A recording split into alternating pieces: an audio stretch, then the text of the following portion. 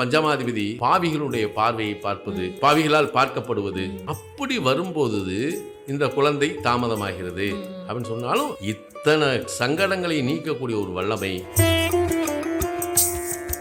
பட்டீஸ்வரத்தில் இருக்கக்கூடிய தேனுபுரீஸ்வரருக்கு தை மாசம் வரக்கூடிய உத்திரட்டாய நட்சத்திரத்தில் நீங்க வழிபட்டா உங்களுக்கு குழந்தை பிறக்கும்னு சொல்ல அவர் தை மாசம் உத்திரட்டாய நட்சத்திரத்துல அந்த சிவனுக்கும் அம்பாளுக்கும் பைரவருக்கும் அபிஷேகம் பண்ணி அடுத்த நிமிஷம் அந்த மன்னருக்கு குழந்தை பிறந்தது. இந்த ஆன்டிசிவம் குழந்தைகள் எப்படி இதாகுது? இப்ப நிறைய நான் பார்த்த ஆன்டிசிவம் குழந்தைகளுடைய ஜாதகம், நான் அந்த குழந்தைகளுடைய ஜாதகத்தை வாங்கி பார்க்கறதுக்கு முன்னாடி பேரஜிஸ்டர் ஜாதகத்தை தான் நான் பார்க்கறேன். எதுக்காக இந்த குழந்தை இவர்களுக்கு பிறந்தது? கிட்டத்தட்ட 189% நான் பார்த்ததுல சுக்கிரன் கேது சாரத்தில்.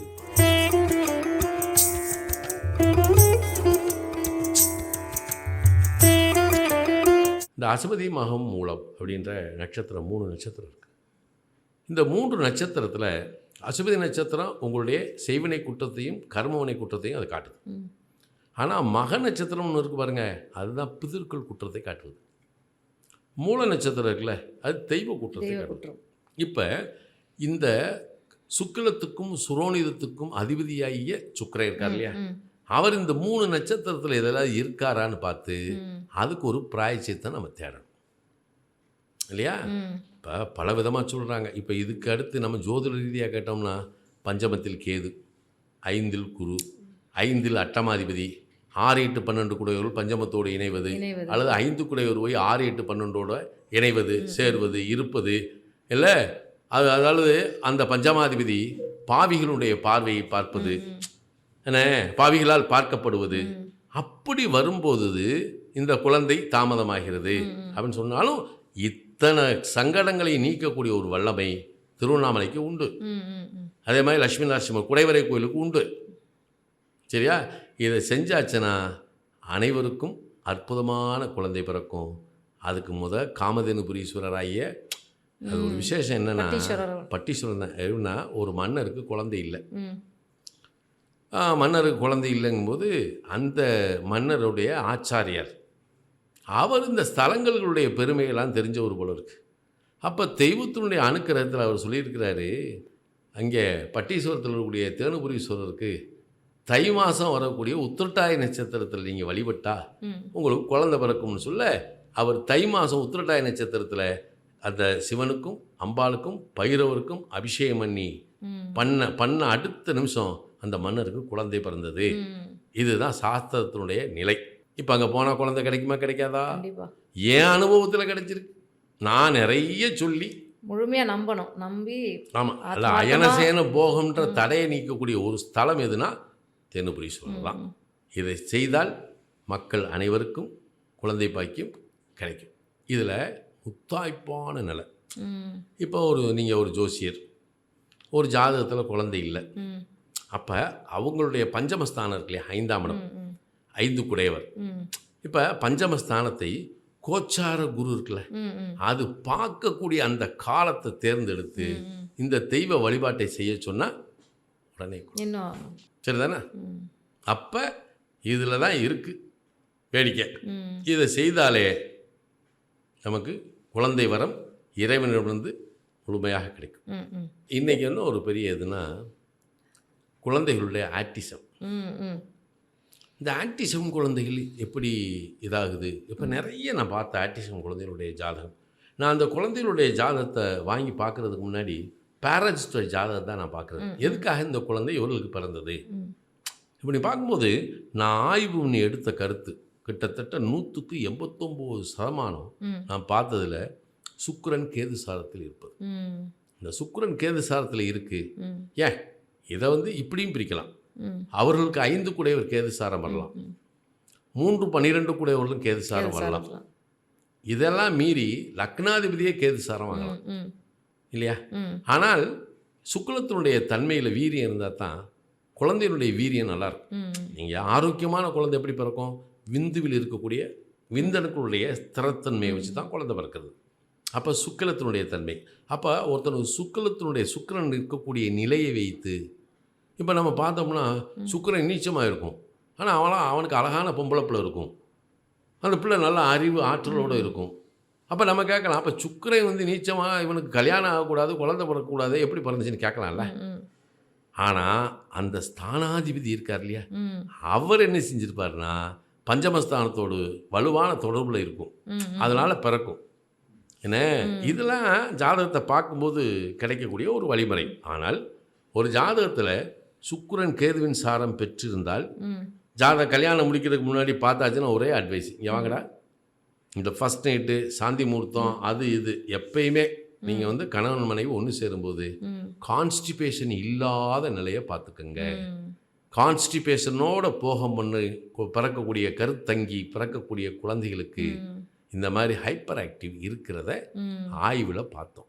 அப்போ இதை பார்க்கக்கூடிய நேயர்கள் உடல் சுத்தத்தை சரி பண்ணிக்கிட்டு போகத்தை எடுத்துக்கொண்டால் ஆரோக்கியமான குழந்தைகள். இது உடல் ரீதியாக உள்ள ரீதியாக இருக்கணும், நல்ல சிந்தனை இருக்கணும், பயம் இருக்கக்கூடாது, படபடப்பு இருக்கக்கூடாது, ஐயோ இது இப்படியோ அப்படியோன்ற ஒரு இது இருக்கக்கூடாது. ஆனந்தமயமாக ஒன்று சேரும்போது தான் ஒரு ஆனந்தமான ஆரோக்கியமான குழந்தை பிறக்கும். அதுக்கு அவங்களுடைய சூழ்நிலையும் காரணம்.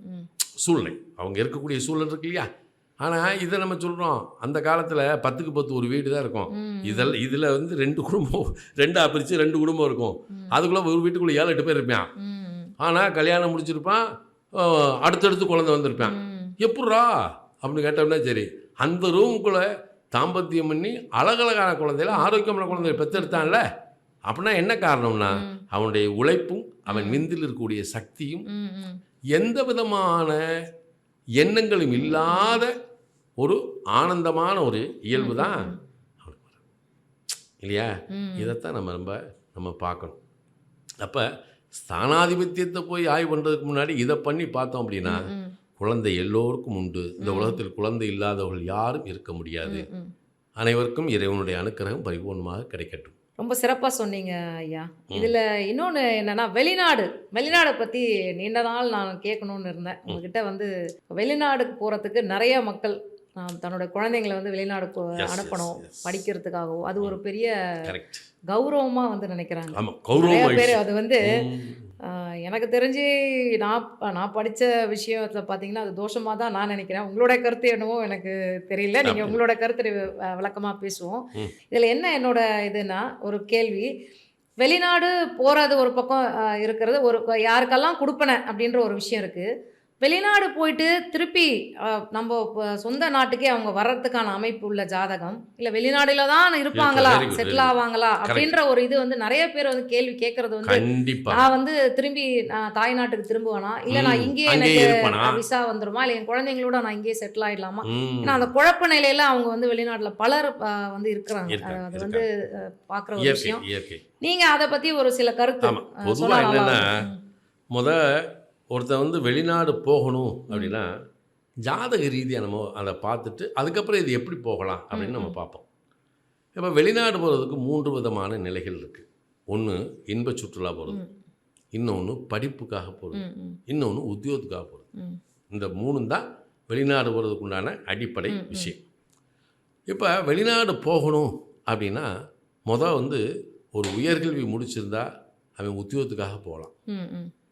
இல்லை உயர்கல்வி படித்து அங்கேயே எனக்கு ஒரு வேலை எடுக்கிற மாதிரி இருந்தால் வெளிநாட்டு யூனிவர்சிட்டியில் போய் நான் படிக்கலாமா அப்படின்னு கேட்கலாம். சில பேர் நினச்சா கேஷுவலாக வந்து 3 மாதத்துக்கு ஒரு டூர் அடிப்பான். ஏடா சும்மா இன்ப சுற்றுலா தான், ஜாலியாக போயிட்டு வரேங்க அப்படிம்பான். இந்த 3 வகையாக தான் இருக்குது. எந்த ஒரு லக்கணமாக இருந்தாலும் ஒரு ஜாதகத்தில் 3ஆம் இடம், அப்போ வெளிநாடு போகிறேன்னா 3ஆம் இடம் என்பது வீட்டை விட்டு வெளியேறுதல். அது 4ஆம் இடத்துக்கு 12ஆம் இடமா, இவன் வீட்டை விட்டு வெளியே போகிறேன். 9ஆம் இடம் என்பது லாங் ஜேர்னி, நீண்ட தூர பயணம். 12ஆம் இடம் என்பது முற்றிலும் புதிய சூழல் இல்லையா, முற்றிலும் புதிய சூழல், அதான் வெளிநாடு. இப்போ ஒரு ஜாதகத்தில் 3 குடையவர், 9 குடையவர், 12 குடையவர், இவருடைய தசா புத்தி அந்தர காலங்கள் அல்லது 3, 9, 12க்கு குறிகாட்டக்கூடிய கிரகங்கள், அந்த தசா புத்தி அந்தர காலங்களில் இவன் வெளிநாடு போகலாம். சரியா, வெளிநாடு போகலாம். இப்போ வெளிநாடு போகிறதுக்கு இந்த 3, 9, 12ஆம் பாவங்கள் துணை இருக்கணும். ஆனால் லக்கணத்துக்கு போகக்கூடிய தகுதி இருக்கணும். நம்ம லக்கணத்துக்கு இல்லாமல் பேசப்படாது. உடனே லக்னாதிபதி போய் இப்போ ஒன்றும் இல்லை லக்னாதிபதி செவ்வாய் வச்சுக்கிடுவோம். ம் செவ்வாய் 8ல் விருச்சிகத்தில் சனி சாரத்தில் உட்காந்துருக்காரு. ம் ம் குரு 12ல் உட்காந்துருக்காரு, புதன் சாரத்தில் உட்காந்துருக்காரு. ம் சரியா? ம் இப்போ இதுலேயும் ஒரு விஷயம் நடக்கும். இப்போ செவ்வாய் தசை முடிஞ்சு ராகு தசை முடிஞ்சு குரு தசை வருதுன்னு வைங்க. ம் ம் இல்லை அவன் சந்திரனுடைய நட்சத்திரத்தில் பிறந்திருக்கான், ம். அப்போ அதுக்கடுத்து செவ்வாய் தசை ராகு தசை 4வது தசை குரு தசை வருது குரு தசை. அப்படின்னு வச்சுக்கிடுவோம். ம். இப்போ மேச லக்னம் வருதுன்னா லக்னாதிபதி செவ்வாய் 8ல் தான் இருக்கார். ம் ம் அனுஷத்தில். சரியா? ஆனால் அவனுக்கு குரு தசை வந்துடுது. ம் குரு மீனத்தில் புதன் சாரத்தில் இருக்கார். ம் இப்போ குரு 9, 12 குடையவர், புதன் 3 குடையவர், ம் 6 குடையவர். இப்போ இந்த குரு தசை வேலை விஷயமா வெளிநாடு போகலாம். ம் ம் சரியா? போவேன். ம் ஆனால் குருதசை முடிஞ்ச உடனேயே ம் அடுத்த நிமிஷம் இங்கே வந்துடுவேன். ம் ஏன்னா லக்னாதிபதி 8ல் இருக்குல்ல, ம் அதனால அவன் அங்கே தங்க முடியாது. ம் இதுக்கு இடையில இந்த 3, 9, 12 குறிகாட்டக்கூடிய அந்த திசையிலேயே அட்டமாதிபதி புத்தி வருது பாருங்க, ம் அந்த நேரத்தில் அவன் இங்கே வந்துடுவான். ம் ஏன்னா 9ஆம் இடம் நீண்ட தூர பயணம், ம் 8ஆம் இடம் அதை தடை செய்யக்கூடிய வீடு. ம்